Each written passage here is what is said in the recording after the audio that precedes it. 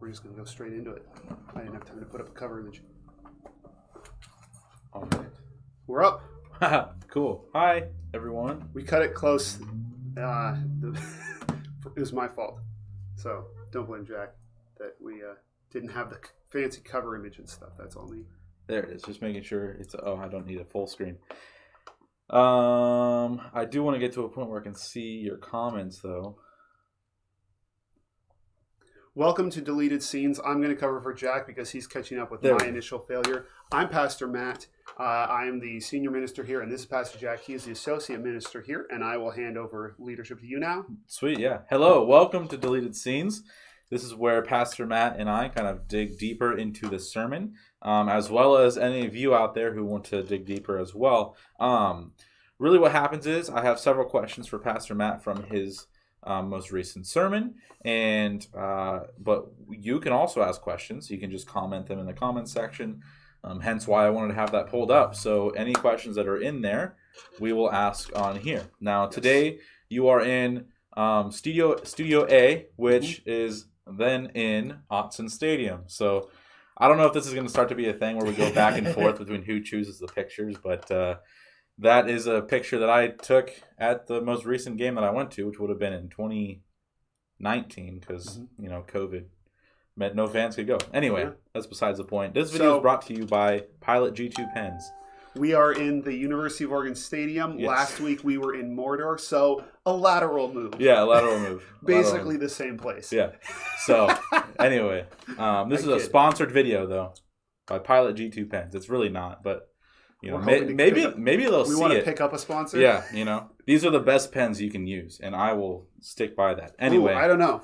I think I could make a pretty good case for Uniball eye needle. These are what I use, and I discovered my dad uses the same ones. So if you're a lefty, use this one. Of all the controversial things you've said within the past 5 days, that might be the most controversial one yet, if we're honest. So, okay. Anyway. Sorry, I need to adjust the lighting a bit. Okay, we're having fun today on Deleted Scenes. So we're just gonna get into the questions now. Yep. Because we get distracted sometimes. I get distracted, and then I bring the whole train down with me. Anyway, first question for you. Okay. It's kind of more of a prompt. Yes. You would say. So you kind of talked about this idea of this controversy over the authorship of the Gospel of John. And I just wanted to ask you if you could dig a little bit deeper into that and explain kind of the differences, and as well as why you support kind of the minority view you said on Sunday. Yes. It is one of the minority views. Okay. So this is, I wouldn't say it's a controversy because I don't know that a ton of people in the church are really aware of it. It's mainly an academic disagreement because in the church, people pretty consistently hear that the Gospel of John was written by John, the son of Zebedee, who is one of the fishermen who starts following Jesus at the same time as Peter. And anytime you watch a movie or a TV show about Jesus, it's always the same John. And that's just what people assume. And it's still the majority perspective, I think mainly because so many people say it. However, the gospel itself does not tell us who wrote it. We talked in the sermon about how the author tries to avoid putting himself forward. And so he finds very creative ways to not identify himself. And so it's an open question. And there are a few different perspectives. So the main reason why, historically, the reason why people have started saying that John, the son of Zebedee, wrote the Gospel of John is because there was just this tendency to combine names. So the idea that Mary Magdalene was a prostitute comes from the same idea. At one point, people were convinced that Mary of Bethany, the brother or the sister of Lazarus, and Mary Magdalene, who is not from Bethany, she's from Magdala, and the woman who anoints Jesus with oil in the Gospel of Luke, we're actually going to talk about that this Sunday, they were convinced that those three women were all the same woman, and they're actually three different women. The same thing happens with John. They want to combine them together. And there really isn't strong evidence for that. There's no evidence in the Gospel that would make you think that John, the son of Zebedee, wrote it, unless you had been told that beforehand. There are a couple of once you recognize that, there are a couple of different theories that people will put forward. One is that it was written by a person named John the Elder, and that actually is the earliest interpretation and probably the most common secondary opinion. Other people argue that Lazarus wrote it, and some people argue that Nicodemus wrote it. And a lot of skeptics will say that none of them wrote it. Somebody wrote it like 100 years later, and it just got named John. Okay. So those are the main perspectives. The reason why I end up agreeing with the gospel, with the John the Elder theory, if you remember when we talked about why we talked about this with the Gospel of Matthew, that the names are the titles of the Gospels are reliable, because once the author finished writing it, it started getting copied and distributed. And if it didn't already have a title at the beginning, it's highly unlikely that every church that gave that gospel a title gave it the exact same title. And we have no evidence of the Gospel of John ever being called anything but the Gospel of John. So I think the person who wrote it was named John. But the evidence that you look at, I basically laid it out in the sermon. Mm-hmm. The evidence all indicates a different kind of person who couldn't have been one of the 12. Yeah. And so that's why I conclude what I do. Sure. So my next question I wanted to ask, really quickly, is there any other way to say devil's advocate? Because I feel like on a show like this, being a pastor, saying I'm playing devil's advocate doesn't really fly very well. Depends on what you think the devil's role is. That's fair. Anyway, so my second question is just me kind of going against maybe your argument a little bit, just for the sake of conversation. Mm-hmm. Is it possible to say that John, John the disciple, the one who was part of the 12 disciples, that maybe he met Jesus somewhere, and maybe Jesus met him in Jerusalem, and he still had his home in Jerusalem, but then traveled with Jesus, and the Gospel of John might have been written by this disciple that followed Jesus around, but still had this home in Jerusalem? The only John that is one of the 12 is John, the son of Zebedee. Mm-hmm. Every gospel is clear. Even the Gospel of John mentions the sons of Zebedee. And we know that John was a fisherman. He made his money fishing the Sea of Galilee. And it is highly, highly unlikely that a person who fished in Galilee would live in Jerusalem. Travel was a lot more difficult back then. And you would have to to spend any time in Jerusalem, you'd have to be gone for a long time. It would also be highly unlikely either that a high up muckety-muck in Jerusalem would go to Galilee to run a fishing business, or that a fisherman would be able to have a house and be involved in the upper echelons of power in Jerusalem. Yeah. The two lives don't fit together, and we don't have record of anybody doing both of those things. Mm-hmm. So we know too much about John, the son of Zebedee, that is inconsistent with the John who wrote the gospel. In my opinion, it doesn't fit. Yeah. So my third question here comes from, you kind of talking about how John most likely hosted the Last Supper. Mm-hmm. I don't know why this sparked this question for me, but I just thought it might be kind of fun. So biblically speaking, is it possible that there is an argument for there being specific positions for people at meals, maybe even today?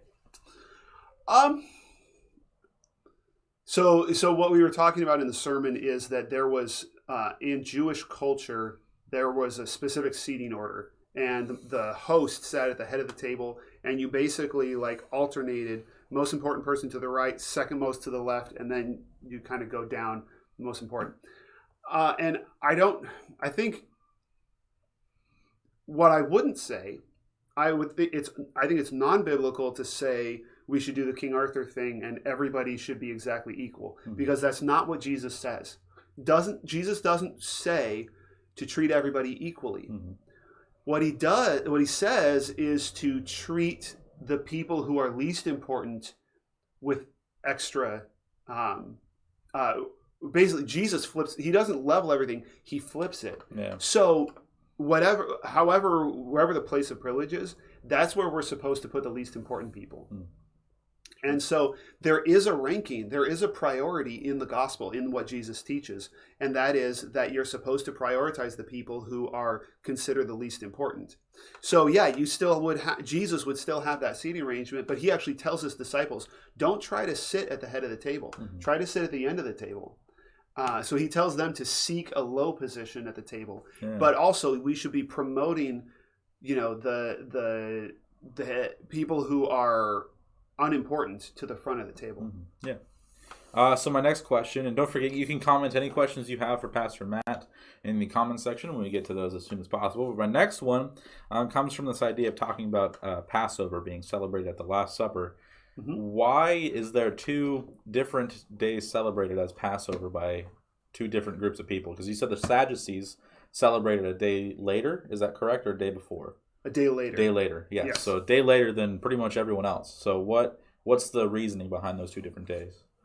Basically, this is a bit of a rabbit hole that I wasn't even able to fully unpack. But as far as I can tell, it has to do with how you define a day. So we define a day, Monday becomes Tuesday at midnight, right? They define the day based on the sun going down. And the difference between the Pharisees and the Sadducees, as near as I can tell, is based on is twilight the end of one day or the beginning of the next day. Because if it's the beginning of the day, if the next day starts when the sun begins to set, then evening is actually then the evening of Passover would be like evening would be the first part of the day of Passover. So you'd have the day before Passover, then as soon as the sun starts to go down, now it's the day of Passover, and so the evening of Passover is the beginning of the day. Okay. However, if you say that the day doesn't start until the sun is done going down, then the evening of the day of Passover is actually the next evening.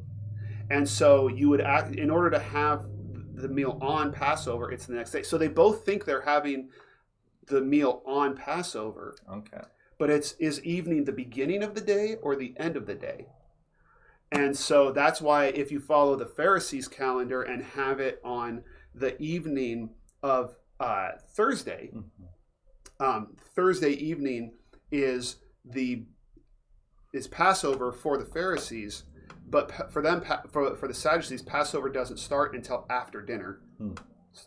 So that's how it works. So it's a convoluted thing, and I think it's interesting if this theory is correct. Obviously, it's a theory, but if that theory is correct, it means that John was still, in a way, he stuck to his Sadducee interpretation. Even 60 years later, when he wrote his gospel, he still thought of it as the day after Passover or the day before Passover, and so there wasn't this sense that everybody had to give up. Like everybody had to agree on everything in the early church. He still could have been like a Sadducee type Christian. Yeah, I was gonna say, it kind of gives off this picture of unity in terms of a Sadducee, kind of conversing with other people that believed a different thing about Passover and celebrating Passover, and still sharing in that meal together, and even hosting that meal for people who are celebrating Passover. It's kind of a cool image for that. So yeah, I didn't think about that. It tells you something about Passover.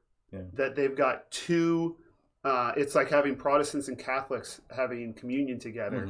That they're actually in the same room celebrating together. Now, the one difference with that would be that we both. Well, I guess we might be saying maybe one of the other is not celebrating communion in a way. But I was going to say, both of us believe, in terms of Catholics and Protestants, believe, communion is a thing, and we'll be celebrating communion in that moment, just in different ways. But with the Passover situation, John wouldn't necessarily say, yes, we are celebrating Passover right now. He might just be saying, this is a meal, and I'm sharing in a meal and hosting a meal for you guys here. You know? So that's kind of the interesting thing about that idea. And what just occurred to me? That might have been why John's house was open, why it was available. Because John's Passover was going to be the next night. And everybody else who celebrated Passover that night, their houses would have already been full. Like they already had their holiday plans. But John, because he's a Sadducee, he has a room open. He's like, sure, I'll have you guys for your Passover before I have the real Passover. Right, yeah. Yeah. Again, don't forget you can comment any questions that you have in the comments section. So I want to ask, with this John that you are describing, John the Elder, wouldn't a guy like that be a valuable asset in the 12 disciples? Or at least, if Jesus had added one, wouldn't he be a valuable asset in Jesus' group? Maybe. I mean, we don't know exactly what the attributes were that caused Jesus to choose the 12. The fact that he is a really observant witness, a really insightful priest, might have made him a useful member of the 12. But that it's possible that if you took him out of Jerusalem and had him follow Jesus, you might have lost something really valuable that he could contribute. For instance, if John had been following Jesus, he wouldn't have been able to witness to all the unique things that he does in his gospel. Yeah. His gospel would have looked like everybody else's. And so I think that's actually helpful to learn from, that sometimes we feel like, well, all the best Christians have to be missionaries, or all the best Christians have to do this thing or do that thing. And the truth is that there are people that Jesus said, you know what, don't follow me. Stay here and do this job. Tell people about me. Yeah. And that's perfectly valid. Yeah. And so I find that encouraging, that there isn't a cookie cutter version of what it looks like to follow Jesus. There are a lot of different ways that people followed him and contributed to the kingdom. Yeah. So my next question kind of comes from the idea that you're talking about how, in the Jewish culture, in the culture that Jesus was living in, a lot of people would view disabilities and things like that as kind of being their own fault. Like, you must have done something to cause this, or whatever. And so you kind of talked about how Jesus goes against the status quo, saying, I'm going to go completely against the norm here. And so I just want to ask, what can we learn through how Jesus kind of handles these types of situations? And I think the specific story you brought up was the lame man, where he tells him to grab his mat, pick up his mat, and walk. So what can we learn through this story about ourselves and how we live in our culture? Because our culture kind of handles those things differently. Our cultures, the way our culture views the handicapped, is probably one of the places where we see secular culture the most shaped by the gospel. And it's amazing, actually, how passionately our culture defends that particular insight that comes directly from Jesus. So I think what's important for us to learn from the way Jesus dealt with that status quo is that he treated people that were considered unimportant, or people who were considered failures, with value. He saw value in them. I think that's probably the modern equivalent for us of a person with a disability. We think of them differently. We don't think of them as failures, but that's how their culture thought of them. So I guess we would have to think, who are the people that our culture says, oh, they deserve what they've gotten? I think prison ministry is a pretty good modern equivalent, where often we will look at prisoners and say, well, they deserve to be there. They are being punished for something. And obviously there is a different, people are in prison for different reasons than people are handicapped. But the principle is still there to say that Jesus wanted to go to people that the world saw as failures, and he saw value in them. Yeah. And so we should do the same. And on the spur of the moment, I'm not sure if I'm coming up with the best application, but I bet that our viewers can track that and follow that into a place like, what would the modern version of that be? People that we just disregard, the homeless, immigrants, a lot of categories where we say, oh, they deserve to be where they are. And Jesus didn't do that. Yeah. I guess just, very simply what I'm kind of hearing is see value in everybody. There's no real reason to not see value in someone. And, I think there's a very real sense of, people, if they do something wrong, there's a sense that they need to pay for those things in a way. And I think God has kind of left that up to societies to kind of figure out in their own different senses. But, we should always see value in people. And I think one of the ones that you really brought up that I agree with is prison ministry. That's, there's still value to a lot of people there. And some people deserve to be there. Others honestly don't really deserve to be there for as long as they've been placed there, or different reasons of that nature. But Anyway, just to say that I agree with that, and Jesus sees value in everybody that he encounters, and I think that's one of the most beautiful things that we see from Jesus. And so, yep, yeah, amen. So again, don't forget you can comment your own questions. My next question for you, Pastor Matt, is there ever a legitimate reason to be upset with someone for basically doing a good thing, or maybe even doing the right thing? Yeah, so this came.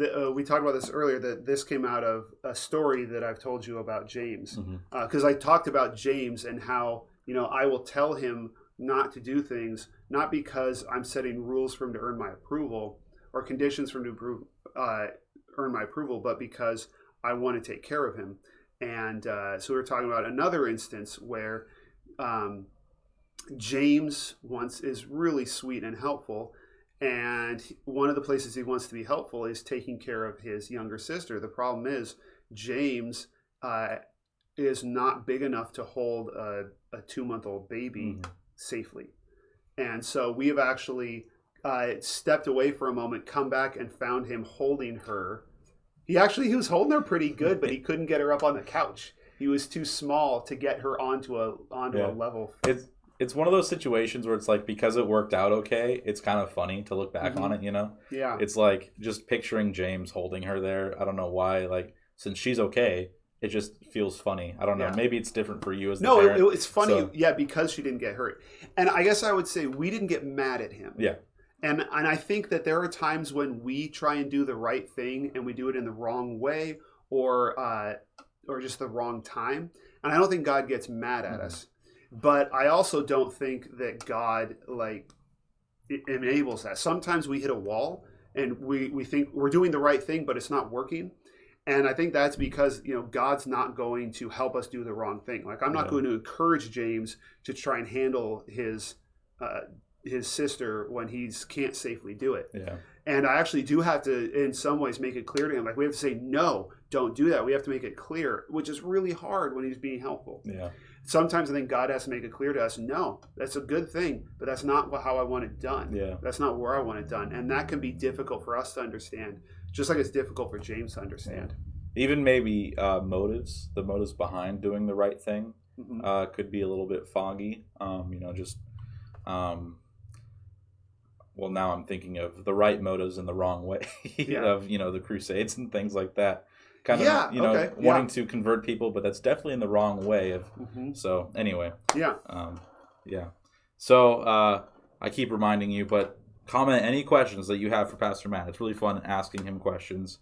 So I wanted to bring up a topic that you kind of brought up a little bit in the sermon, and just give you a chance to kind of talk about it a little bit and go into maybe the history behind the topic and the argument maybe of women speakers and preachers. Yes. So one of the examples that I brought up in the sermon, we were talking about instances when Christians have the potential to miss out on things that God is doing because he's not following our rules. And it occurred to me after I gave the sermon that if you don't have a lot of history in the church, you may not be aware of what I was talking about. There are places in the New Testament where it talks about how women participate in church. It's mainly the Apostle Paul who talks about it. And he sets out these certain rules that he tells the churches 2,000 years ago to follow. And in one instance, he's just telling them the rules. He doesn't tell them the rules. He talks about the rules that he's enforced, but he hasn't given them. Anyway, and churches for a long time have actually enforced those rules as absolutes. At this point, I don't know of any churches that are enforcing all of the rules that Paul talks about, because Paul says women should not speak in church. Paul says women should not have their heads uncovered. That's why Sunday hats are a cultural thing. He says I do not allow a woman to instruct a man. And all of these passages are actually more complicated to interpret. But there are a lot of churches that will say that they will not allow women to preach in the pulpit. And there are churches that will allow women to preach in the pulpit. And if you want to hear more about the actual passages, if you go to the Unity Project I'll go to mynwcc.org/Unity Project, and I did a teaching there in the 2020 Unity Project that outlines a lot of this, the details. But the point is that churches differ on how to apply that passage to the present. And there are a lot of people who will say, no, you cannot have women preaching. You can have them do a lot of other roles. They can teach other women, they can teach children, but they can't teach in a place where men are present. And what I was talking about is simply the fact that when we're making that decision, a very relevant piece of information is the fact that I have experienced Jesus through the preaching of women. I've seen the Holy Spirit move through women preaching. And so that has to be relevant to our conversation. That has to help us interpret which approach to Scripture is right. Because if we can see God acting in a way that goes against one particular interpretation, that might indicate that interpretation is not the right way to go. It might not. We can't just take that as, oh, I experienced this one thing, therefore this interpretation is wrong. We have to be careful about it and thoughtful about it. But we can't simply dismiss what God might be doing simply because we have interpreted a passage in this particular way.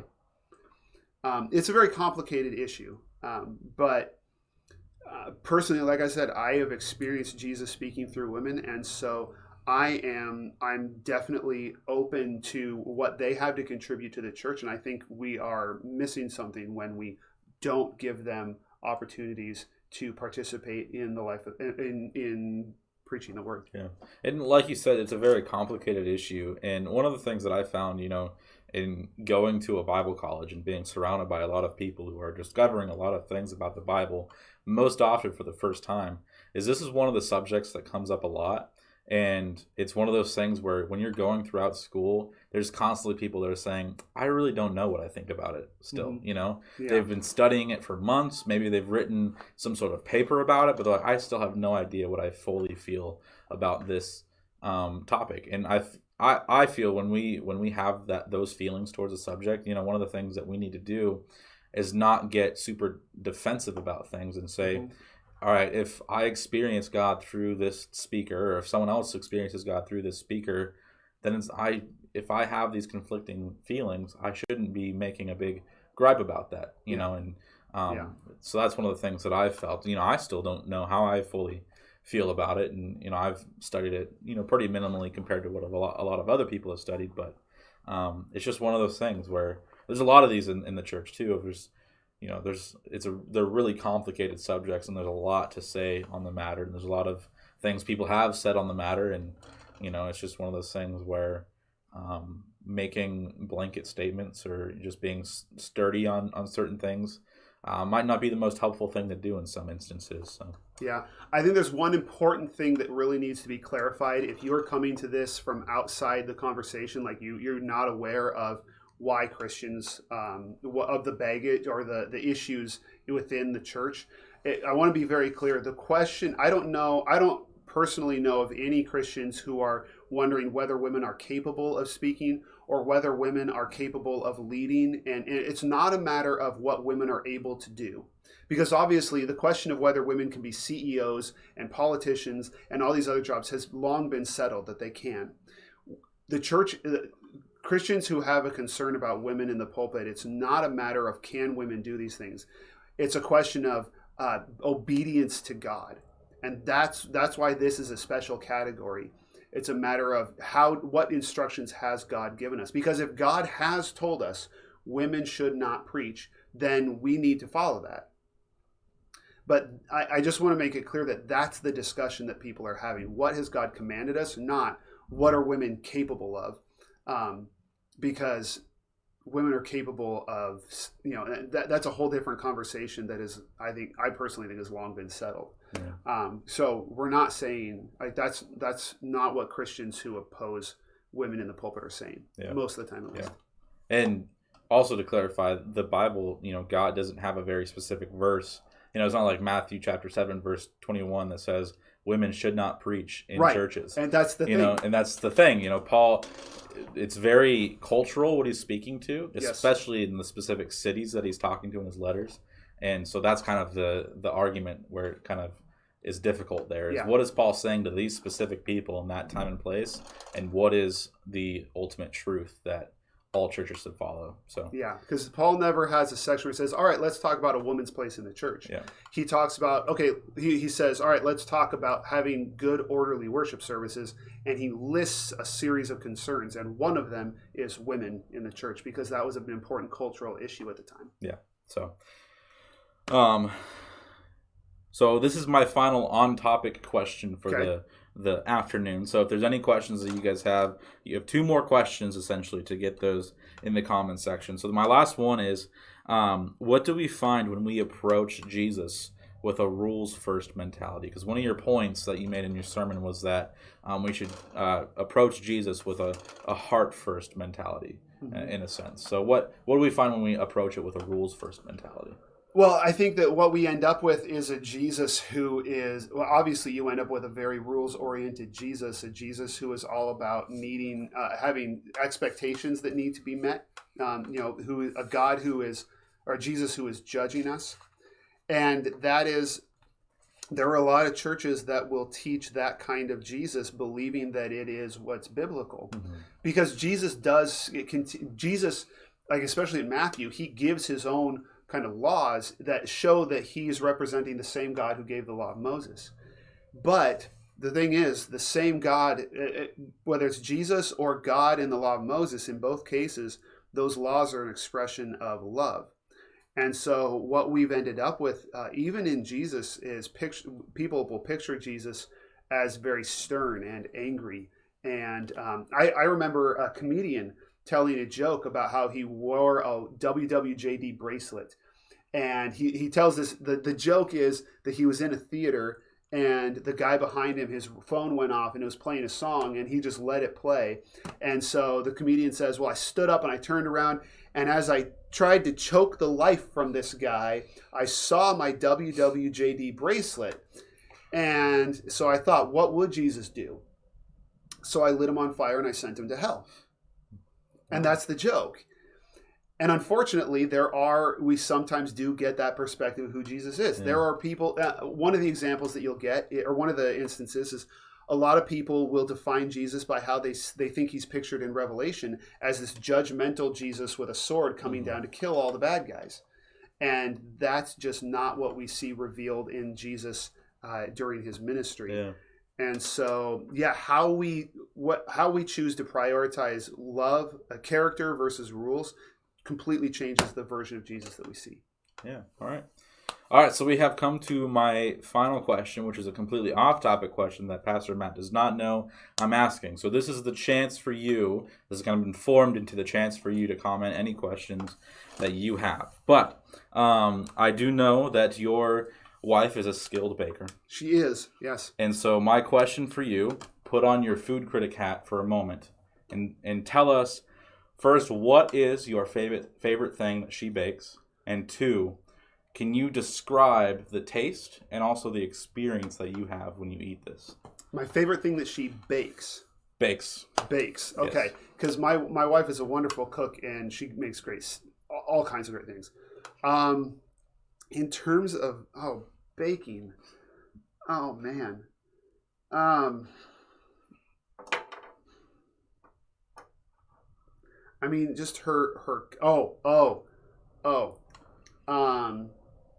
My wife. Everything my wife makes is great.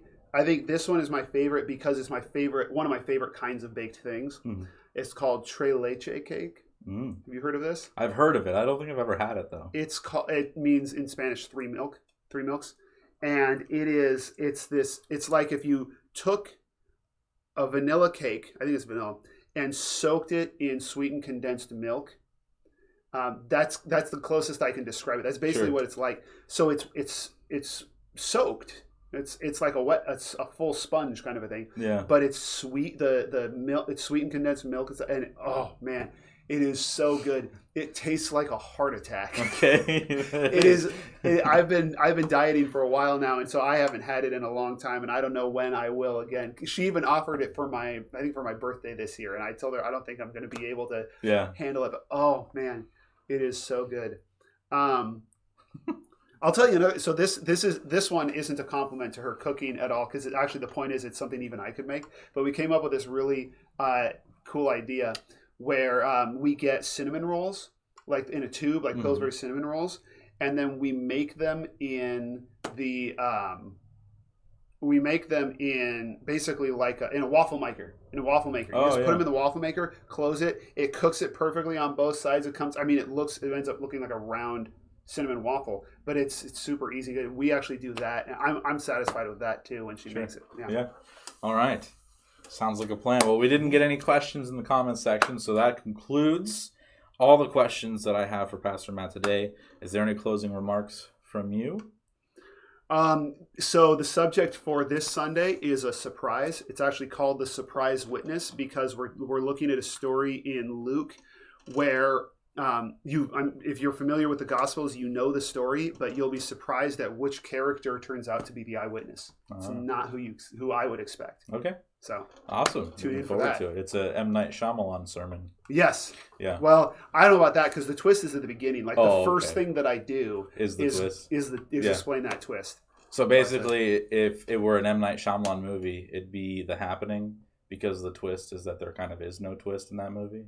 I've never seen that movie. Oh, really? Well, I guess everything I heard made me not really want to see it. It's really not all that exciting. Yeah. It's been out long enough that if you haven't seen it, then, I don't really feel bad spoiling it for you. Well, if the title is The Happening, that doesn't exactly sound like a super interesting event. It's basically all these plants just, causing people to go crazy. It's they weird. Release a defensive spore. I own it on Blu-ray, so if you're ever like, let's watch it, then we can. But why do you own it on Blu-ray when you have such a low opinion of it? I think it's so funny just to watch it the entire time, just knowing everything that's happening. Anyway, fair enough. All right. Yeah. Tune in for that on Sunday. Not The Happening, the sermon, the surprise witness.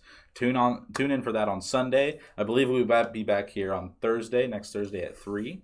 I was thinking before this episode that actually you can tell how long or how busy a week is by how long ago something feels when it's like a consistent thing. It feels like so long ago that we had our last Deleted Scenes episode, but it's just been a busy week. Anyway, yes, it has. So we thank you for joining us. Join us next week as we come back to discuss the surprise witness. We don't know who it is. So Pastor Matt, would you mind signing off for us? Stay healthy, stay hopeful, and go in peace to love and serve the Lord. See you later.